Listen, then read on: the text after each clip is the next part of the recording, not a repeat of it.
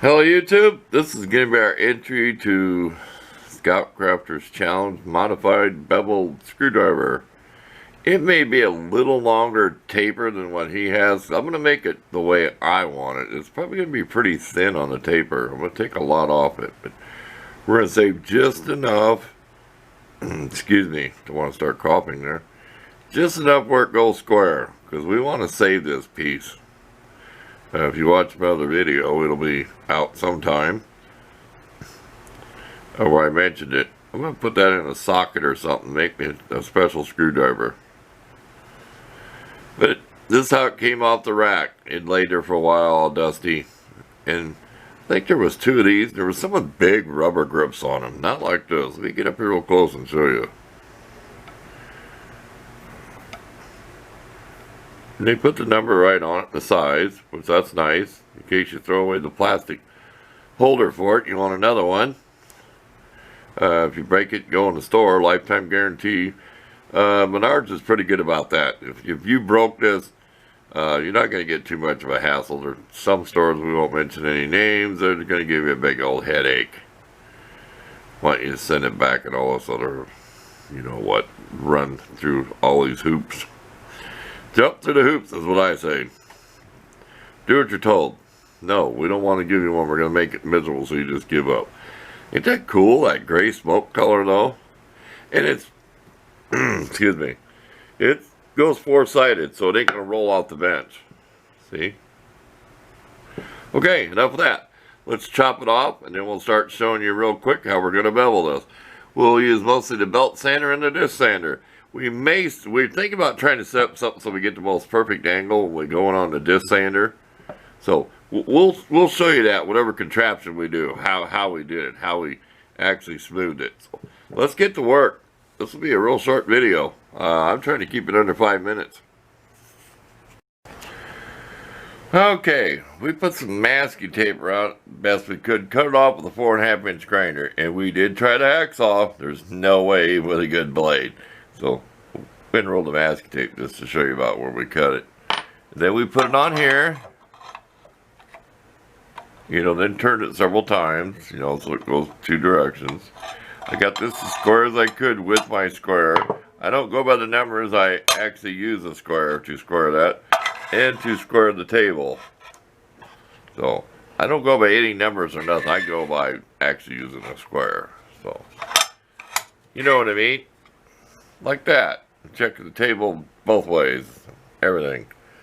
So, stay tuned. And we're going to figure out how we're going to get this to be consistent when we put our bevel on it. If we got to use a C-clamp or something, we're going to find a way to where we don't have to guess on it. So, that's the hardest part of the project is jigging this up so I can do it just right. Okay, you don't have to be this scientific or particular, but I did pick which side I wanted to be the top, because when I'm displaying it, so you'll still be able to read the name. So this will be the top of it. We're going to go back 1 inch. We're going to grind down each side to meet here. So we got that halved up there. So we can kind of guess on the sand, and we got both sides marked, so we flip it over. If we have to redo it, we'll stop and redo it. That's why we're keeping this, okay, set to this line measurement. In case it wears off, we just sharpie it real quick and put some more on it. That's the best I can think to do. Because I thought about building a jig or something to slide along. You know, like on your table saw, you angle stuff and put the fence, but this will be close enough. I want it a little bit longer than some people, a little bit more of a sharper of a taper. Because I plan on shoving this in stuff when I'm working on things. So we're going to take a little break, get our nerves calmed down, our confidence built up, and we're going to start grinding on this. So we'll probably stop and give you just a couple pictures so it's like halfway through so you kind of see what it looks like. We don't want this to be a long video. This is a pretty simple project here. So you don't need all this fancy stuff. You can just eyeball it, do whatever you want. We're just trying to get it down to the, let's say, the nitty-gritty. Okay, we're going to show you just a little bit how we're doing this. See how our marks wore off down on this side? We got to re-sharpie it. We do it. Okay, might be a little noisy. We got our little water thing here in case it gets hot. Here we go. You might have to adjust your volume.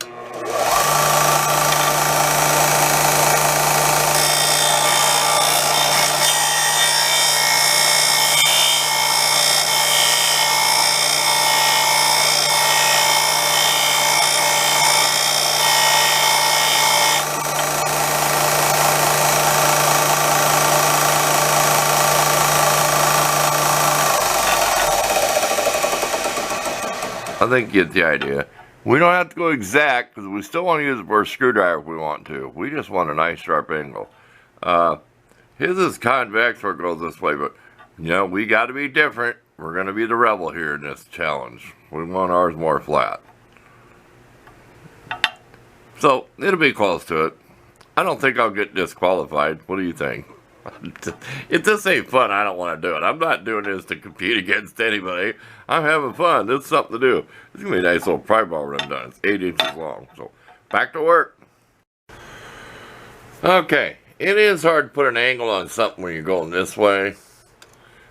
So, we did bring it over here, which did make it a little convex. I done it on that chisel.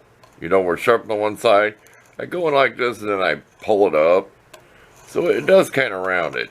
Because that's the only way to make it even. When you're this way sideways on a grind, it's really hard to get, because it'll rock on you. You know what I mean? You'll be like this, and this on the wheel, even on a table on the disc sander. So this is what we've been doing right here to do the fine last. We don't want a sharp point. We want it to still fit big screws. We still want it to be a screwdriver. I think you know what I mean. We'll give a better close-up when we're done polishing it up and everything. Do some more final fine-tuning to it. Okay, we're done with our project.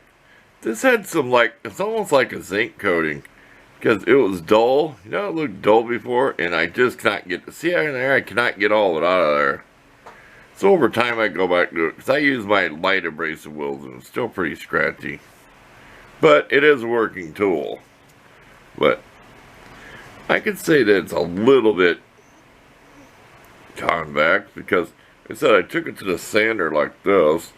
Because up on the sanding disc, like I was trying to show, you get wobbling like this and you can't get it real straight. But that is like 65 thousandths thick there, which is, don't quote me, my ruler said about 3/32, so it will fit a big screw.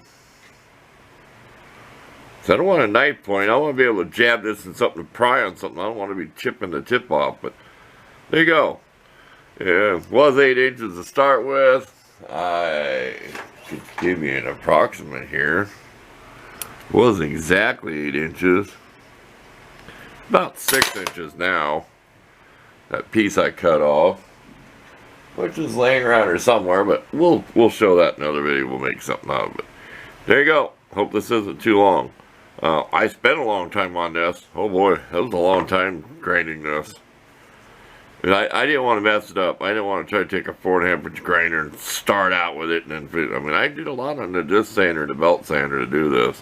But it's worth it. I got a nice tool now. I got a screwdriver that's a little bit different by getting and pry on stuff, fit down in somewhere.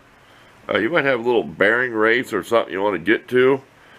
You know, even, well, on a car, you should have something a little better to hit than a plastic handle, but on a car hub. But, you know, there's things you can get down and hit with now with it. And get in between stuff and pry. There you go.